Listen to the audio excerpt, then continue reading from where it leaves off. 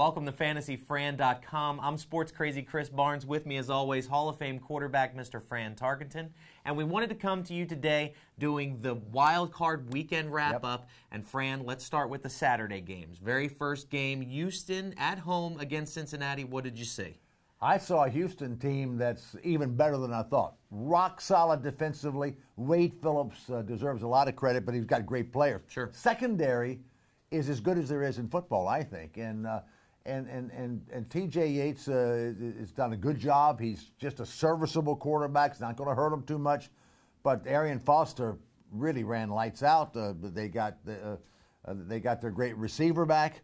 And I think that this is a team to be reckoned with. The Ravens are going to have their hands full with Houston next week. They sure will. And then, of course, the marquee matchup, really, for as far as the Saturday games went, we had New Orleans at home going up against the Detroit Lions. Yeah, and this one was a marquee game because you knew there was going to be a lot of points scored. Detroit has a just awful defense. I don't know why it's so bad, because their defensive front four, front six, front seven are pretty good. They are. But it was a score-a-thon, which we knew it would be in the Dome. New Orleans did about what I expected them to do.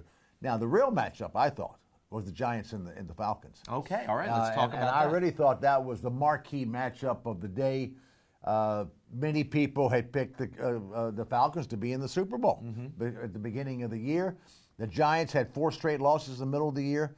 But as you know, I picked the Giants because last week I said this team's playing better. They got their people healthy. The 2 big running backs, Bradshaw and Jacobs, are healthy, and Eli's playing really at a high level. Yes.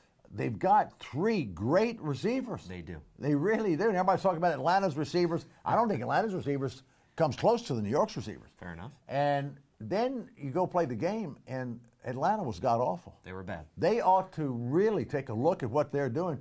This is an offensive-driven league. They scored no points against a team that was in the bottom of the league on defense, and it was ridiculous. It was just awful. Now in Atlanta, they're blaming the offensive coordinator and play calling. Atlanta people, is way deeper than that. It's about the players. Coaches don't win or lose. It's about the players, and the Giants just showed up what the Falcons really were, and the Falcons have, I think, some short-range and long-range challenges. Okay, and then, of course, the game that everybody's talking about, the one with maybe some divine intervention, but Denver going up against Pittsburgh in Denver. It's rumored that Tebow has turned Gatorade into wine.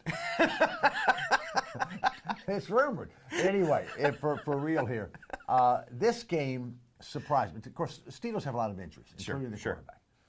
But the easiest thing to do as a quarterback is throw the deep ball. Now, the deep ball could be 30, 35, 40 yards. And the harder ones to throw is when you have what they call cover 2, and you have safeties back, 2 safeties deep. You got linebackers coming back deep, and you've got a lot of people you got to throw into gaps. That's hard. Okay. Pittsburgh made it easy.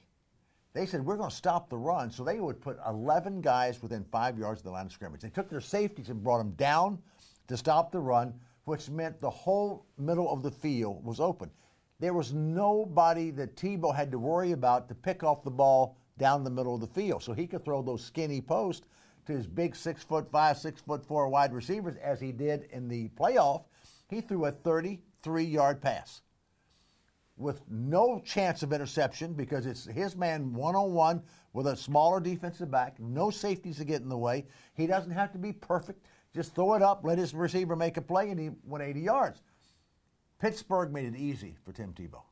I don't think New England will make it that easy, and that was the difference of the game. The injuries to Pittsburgh, and Pittsburgh putting total commitment to stop the run and just let the receivers go one-on-one with no safety. Does it surprise you that a Dick LeBeau defense would do that? I played against Dick LeBeau. He was a great player, and he has been a brilliant defensive coordinator. And I think he's won so many games with his defensive schemes, but I think this one came back to bite him. Interesting stuff. Well, of course, we appreciate you joining us for the Wild Card Weekend wrap-up. But, of course, these upcoming games, we have some really, really good storylines, and we'll be bringing those to you a little later on this week, right here at FantasyFran.com, along with all of Fran's picks and projections for your fantasy football playoff leagues. We'll talk to you soon.